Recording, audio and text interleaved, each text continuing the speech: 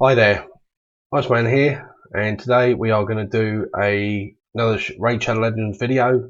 This will be a guide video on Roshcard the Tower. So today we're back on my alternate account. This is a character I do not have on my main account, so hence we're back on my alternate account. Anyway, without further ado, here's Roshcard the Tower. He looks brilliant, he looks like a really cool champ, love his background, love his overall aesthetic. So let's start off with diving into his skills, shall we? So we have Rebuke, he's A1, attacks one enemy and has a 50% chance of removing one random buff from the target. Unfortunately, this can't be booked up other than to get an extra 20% damage, but it's a nice ability anyway. It's certainly useful in the arena and in dungeons for pulling buffs off of people. With it only being 50%, it's not quite as high as I would like. Obviously, it's also got an accuracy check, so you're going to need to build accuracy on him if you want him doing this. Something to bear in mind. Then we have his A2 Sanction. Attacks one enemy, places a block cooldown skills debuff and a block buffs debuff for 2 turns. These debuffs cannot be resisted. So this one is really cool and obviously does not require accuracy. So for that reason, I would personally say take away accuracy you can get, but don't build him for it. This can be booked down to a 3-turn cooldown. I'm not quite there yet, but will be soon enough, I hope. It's a nice little ability, obviously, great for the arena. Can lock people out, totally block all their skills, and stop them from getting buffs even from their teammates. Then we've got his A3, Zone of Protection. It places a block damage buff on all allies for 2 turns. Now this is an absolutely amazing ability. It starts off at a 6-turn cooldown, can be booked down to 4. Now he can actually be used because of this ability in unkillable comps, which I will get out when I stop mangling the language again. I haven't quite got him there yet. I do have a Skull Crusher to do an unkillable comp with him. In fact, I've got a couple, but I don't have the speed gear yet. I just can't get the speeds required for it. So unfortunately, I'm not quite there yet. But he is still a staple in my clan boss team, and probably will be for a long time to come, I'd imagine, on this account. And he's also in my arena team and a fair few of my dungeon teams quite often. So brilliant all-around champ. He can do a lot of work for you, and if you've pulled him, congratulations. You've pulled another great champ, you know. That's the first part you want to hear, because obviously you want to know, is he good? Yes, he is a very good champion. It's not like some of them that are a bit meh. This is actually a very good champion. It can be. Anyway, let's move on. We've got an aura, which increases ally HP in all battles by 33%. Now we do like these all battle auras, because obviously, again, it lends them to being used absolutely anywhere. He is a HP based champion, so let's have a look and see how mine's geared. Again, this account is even lower than my main account, so you'll see the odd 6-star piece, but not much, and that's more luck than anything else. And the substats won't necessarily all be there, which we know is the issue with a more mid-tier account. So anyway, what have we got? We'll start with a banner. I've gone for a defensive banner on him. I believe that was primarily because I don't really have much else. Anyway, let's move on. So we've got a HP neck. I could maybe go crit damage with him, but I'd prefer personally myself, because obviously I am building him for HP, and as you can see, I've got him in a shield set. I do want to stack his HP as high as I can get it. So I went for a HP amulet. Again, a better one would be nice, but you know, getting the resistance and the defense and the crit damage percentage, not a bad piece. Not brilliant, but not bad. So his ring, I've gone for HP with a HP percentage. So that's his jewelry out of the way. Let's take a look at what else we've got. So we've got some basic speed boots here, I believe, but again, we've got a mixture of HP percentage, HP, resistance, crit damage. All in all, not too bad. Pairing this with a resistance chest. To be fair, it's not that I want to build him for resistance, although I do quite like building for resistance for the arena these days. I would personally prefer a HP chest. I just don't have it with the substats I need. I believe this piece is on him purely, and I do say purely for the speed only. It's the only reason it's on him. Then we've gone for HP gloves, which obviously I will be rolling to 16 soon. Unfortunately, a double flat HP roll. Again, I would prefer to get some crit damage in there, maybe even for some crit percentage, and certainly a HP percentage would be nice. But again, it's take what you can get sometimes. Then we've gone for, as you can see, the full shield set here. So his HP gives him a nice chunky shield. 30% ally shield for 3 turns based off of his HP. So 30% of, you know, what, 55, 57,000, it's not too bad. Gives him a good bit of protection, especially in the arena, keeps you going. Means that you're less likely to get nuked out right at the start if you don't happen to go first. Then we've gone for a lovely bit of gear with a double rolling HP percentage. It's also got some crit rate, it's got some defense to make it more tanky. Alright, didn't really want the attack percentage, but again, it's taking what you can get really. So then on the weapon, we've gone for speed and crit rate and resistance. Now, again, not the best piece. I think it was purely to finish off the shield set. I would have personally preferred to get a little bit of maybe a bit more rolling speed or a bit more rolled in crit rate with some HP percentage would be nice. But all in all, not bad, and he does fairly well for me everywhere that I use him. So let's move on and take a look at his mastery, shall we? So I've not got him fully masteried. I'm not far off it, but I've done what I needed to. As always with any mastery builds, this is just a guide. It's never a good idea to copy them blindly. Very dependent on where you use him, how you use him, and all the rest of it. So for me, because I am using him in Clan Boss, I've gone for a fairly standard Clan Boss build on the offense tree, as you can see. Now, when I do finally manage to bring up a unkillable team with him on, I will be swapping out this one, Heart of Glory, which a lot of people use to keep to do more damage when attacking the full HP. I've seen people doing unkillable builds with this. It doesn't really make much sense because the whole point of the unkillable build is obviously you're getting hit. You're fairly survivable for the first so many rounds until your setup's done, all the rest of it. But then you're going to spend probably half the fight, if not longer, with really low, almost 0 HP. Certainly you're not going to be at full HP other than that first hit or two, more than likely, unless you've got a great healer in there. So it doesn't really make sense to go for this. So personally, what I've done for my unkillable comp on my main account, and I'll be doing it on this one when I go unkillable here, is I go for this one. Increases damage inflicted by 5% when attacking with 50% or less. So for most of the fight, you're actually going to be getting an extra 5%. That's a great one to take for him once you go unkillable. As I say, at the moment, I'm not in the unkillable comp. I don't have a hell of a lot of healing in my Clan Boss build, so it might actually still be worth me swapping that out sooner rather than later. Anyway, so then we've gone for the defensive tree. For him, I've gone for resistance. Again, because I use him in Clan Boss, I maybe could go defense. But again, I also use him in Arena. He's an all-round champ for me on this account. Then we've gone down in Rejuvenation. Increases the amount of healing and the value of shield buffs this champion receives by 5%. Obviously that helps with his shield set more than likely, and any healing that he does get from gear or from teammates or anything, any of the comps that he's in. Then I've gone down for Resurgent. That's a 50% chance to remove one random debuff from this champion when he loses 25% of their max HP or more from a single enemy skill. Again, it just helps keep the debuffs off you, so nice little ability there. Straight down the Relay of Death, reduces damage from a single enemy.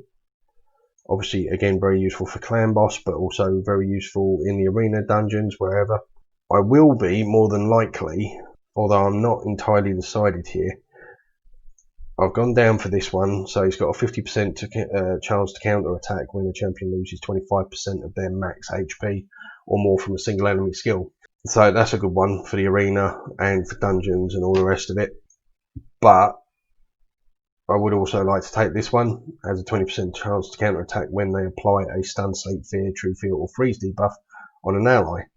Again, happens a lot in the arena, so or even in dungeon runs, so you know it's really useful. You get those counter attacks out there, and when he does counter attack, obviously he's then got a chance of removing buffs as well. So not a high chance because I haven't built his accuracy out, but it still happens occasionally, so it still helps. The other option, of course, is go for something that will do more damage when allies are dead.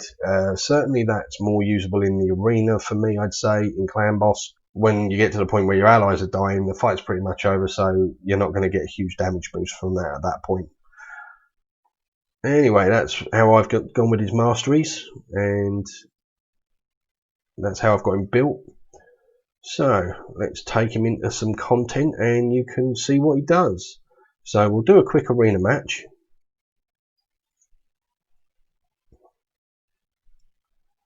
And I will show you my Clan Boss setup. Okay, so this one's a fairly comparable team, strength-wise. Obviously, again, similar speed lead. They've got lots of DPS and some healing.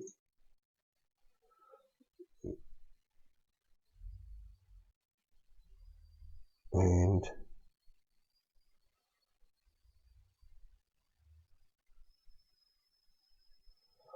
now we'll sit here and wait for the load. Okay, so let's hit auto and we'll see what happens. Buffs go up, buffs go up, buffs go up, and buffs come off. And the only one surviving is Romero. Now, although he is the wrong affinity for me, he still takes him down, gives him a good solid hit. So, as you can see, the team works well. He works well for protection and for what he's there for putting up the buffs. He's not doing a lot of damage, but that's not what he's there for. He's only got 2 damage abilities, not 3. I mean, don't get me wrong, once I get slightly better gear and stuff and farm, I may well be able to build more damage into him, get his crit rate up a bit and whatnot, and we'll certainly get more value out of him even then. But I get great value out of him as he is, so it just shows, even with my gear, with the way my account is, he is still an absolutely brilliant champion. Okay, right, let's do a dungeon run just to show them off. We'll go into the Dragon's Lair. It's the one that a lot of people tend to farm.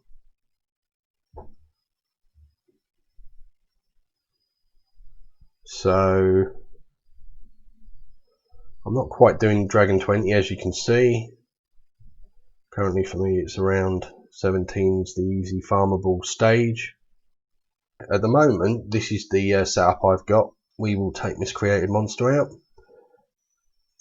and put in, the main reason I have Miscreated Monster in here is because of the stuns. Helps clear the waves and whatnot. But let's put Roshcard in and show you what he can do.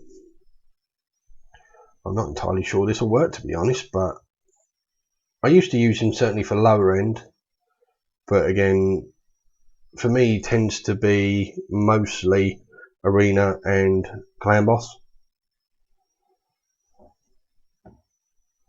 But as you see, he gets those buffs out there, helps out with that. Tia's going to come in, do her thing. He's just got one of their champs out.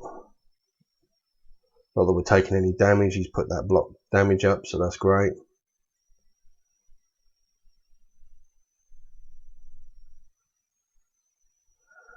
Sia comes in with her Karma Burn, rips off all those buffs, that's most of that wave dealt with.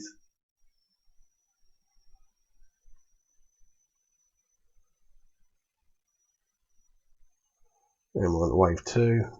Again, as you can see, the shield set with his HP helps. Gives you a good chunky shield to help at the start of each round. I will give a shout out to Ash here. He's the one who did a video on this and showed just how clutch shield sets really can be. And I've taken that to heart and I've started trying to build it into a lot of my teams because it really helps keep you alive and keep you going. And obviously with him being a HP based champion, he's an ideal candidate for that shield set.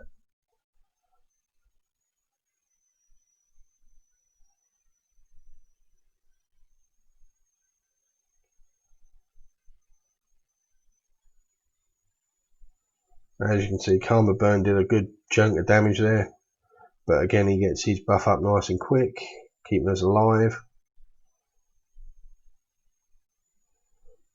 I must admit, it's a shame he doesn't put up block damage, block debuffs along with that. That would be nice. It'd just make him that a little bit stronger. Not that he's a bad champ as is. It is a brilliant champ for what he does. And again, like I say, he can be used in unkillable comps, and he's good in the arena, he's good in dungeons. He's just so versatile and usable, and those sort of champions are few and far between. You know, Miscreated Monster's another one. Madame Ceres, you know, Seer to a degree. Gorgrab obviously falls into that category. You can use him in the arena, you can use him in dungeons. Arguably, you could even use him as a speed boost and healer and reviver in the clan boss, certainly at early stages. It's not a route I've gone.